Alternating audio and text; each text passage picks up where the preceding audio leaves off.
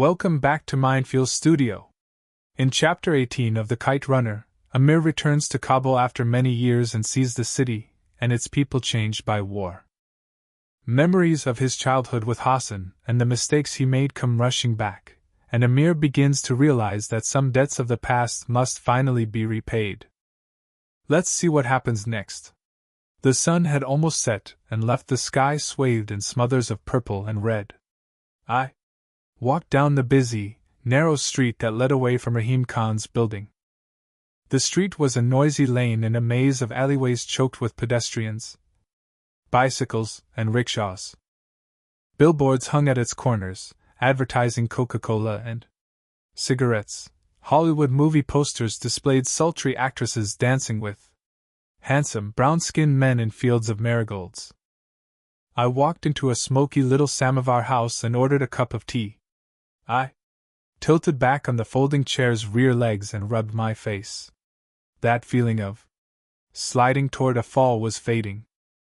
But in its stead, I felt like a man who awakens in his own house and finds all the furniture rearranged, so that every familiar nook and cranny looks foreign now. Disoriented, he has to reevaluate his surroundings, reorient himself. How could I have been so blind? The signs had been there for me to see all along. They came flying back at me now. Baba hiring Dr. Kumar to fix Hassan's hair lip. Baba never missing Hassan's birthday. I remembered the day we were planting tulips, when I had asked Baba if he'd ever consider getting new servants. Hassan's not going anywhere, he barked. He's staying right here with us, where he belongs. This is his home and we're his family. He had wept when Ali announced he and Hassan were leaving us. The waiter placed a teacup on the table before me. Where the table's legs crossed like an X, there was a ring of brass balls, each walnut-sized. One of the balls had come unscrewed. I stooped and tightened it. I wished I could fix my own life as easily. I took a gulp of the blackest tea I'd had in years and tried to think of Soraya, of the general and Khaled Jamila, of the novel that needed finishing. I tried to watch the traffic bolting by on the street, the people milling in and out of the little sweet shops.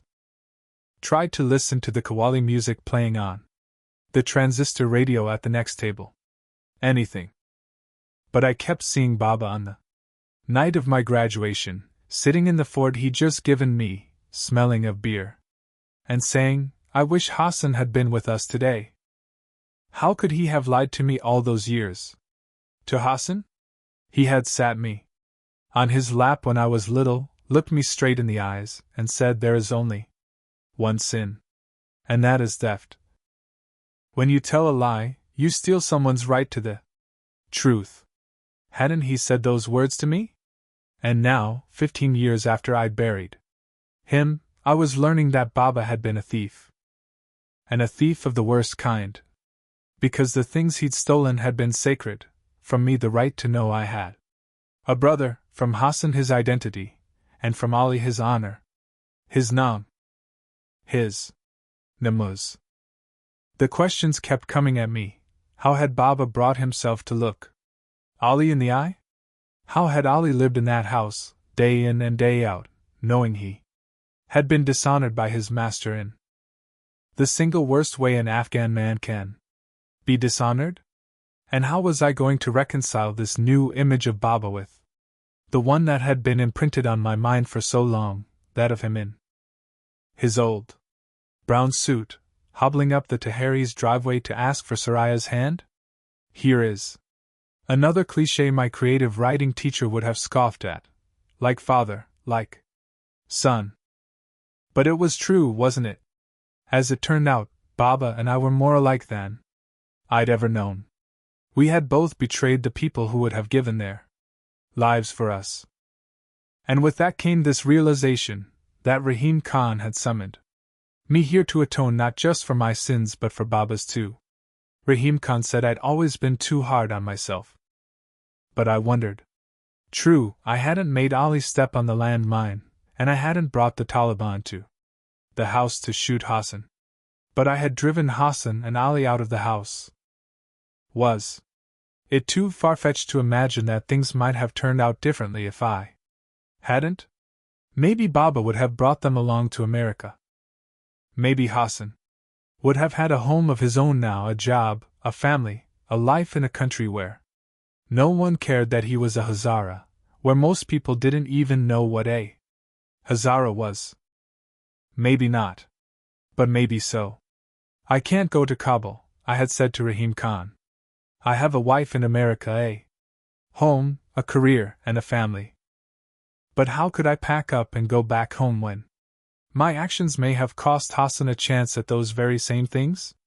I wished Rahim Khan hadn't called me. I wished he had let me live on in my oblivion. But he had called me.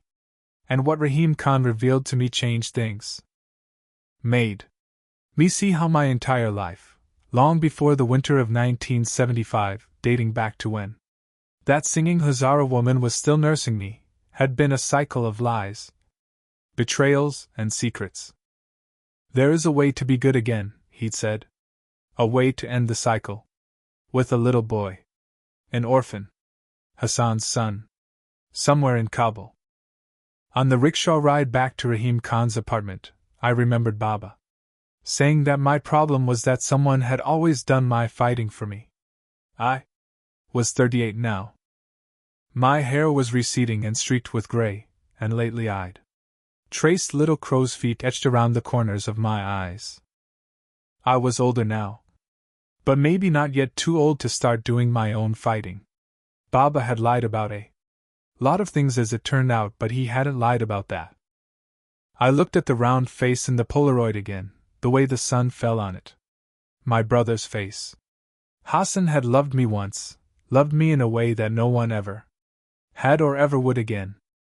He was gone now, but a little part of him lived on. It was in Kabul. Waiting.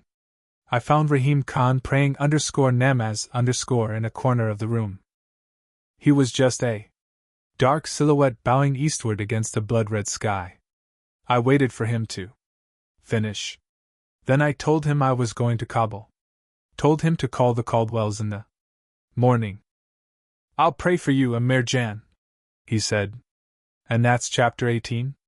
Amir begins to confront the shadows of his past, and feels the weight of the choices he made long ago.